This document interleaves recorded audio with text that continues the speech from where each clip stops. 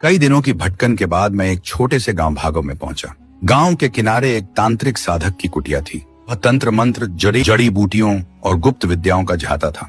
मेरी हालत देखकर उसके मन में दया आ गई और उसने मुझे वहीं रहने दिया। मैं उसकी कुटिया की रखवाली करने लगा। वह मुझे खाने को देता, मुझको बढ़िया रखता था और वह घर भी ले जाता। एक दिन साधक ने अपनी बेटी को बाहर बुलाया। अभी उसकी बेटी ने संकोच भरे स्वर में कहा, पिताजी, किसी पराये के सामने कैसे आ जाऊं? साधक चौंक गया और बोला, पराया कौन है बेटी? हाँ, मैं हूँ, यह कुत्ता। यह सुनकर उसकी बेटी हल्की सी मुस्कान के साथ बोली, अजी, ये कोई साधारण कुत्ता नहीं है, ये जादू के कारण बदला हुआ एक इंसान है।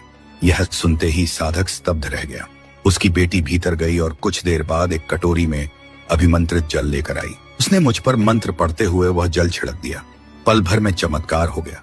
मेरे शरीर में तेज जलन हुई और देखते ही देखते फिर से इंसान बन गया। अब मैंने उस सुंदरी को अपनी पूरी कहानी सुना दी। वह शांत स्वर में बोली, मुझे तुम्हारी पत्नी के बारे में सब पता है। हमने एक ही जादूगरनी से विद्या सीखी थी, लेकिन उसने इंसानों की मर्यादा तोड़ दी। वह आगे बोली, वह एक राक्षस के प्रेम में पड़ गई थी। इसी कारण हमने उससे अपना नाता तोड़ लिया। लेकिन अब चिंता मत करो, मैं तुम्हारी सहायता करूंगी। उसने मुझे एक छोटी सी शीशी दी जिसमें अभिमंत्रित जल था और बोली, इस जल को अपनी पत्नी पर छिड़क देना और जिस रूप में उसे देखना चाहो उस रूप का नाम जोर से लेना। मैं वह जल लेकर अपने घर पहुंचा। मेरी पत्नी को मेरे लौटने का जरा भी अंदाजा नहीं था। मुझे जीवित सामने खड़ा देखकर वह डर गई। उसके भागने से पहले ही मैंने उस पर जल छिड़कते हुए कहा, कुत्तिया बन जा, और पल भर में वह कुत्तिया बन गई। उस दिन से मैं इसे अपने साथ लिए घूमता हूँ। ये पूरी कहानी मैंने तुम्हें सुनाई ताकि तुम समझ सको कि इस संसार में न्याय और अन्याय का चक्र कैसे घूमता है।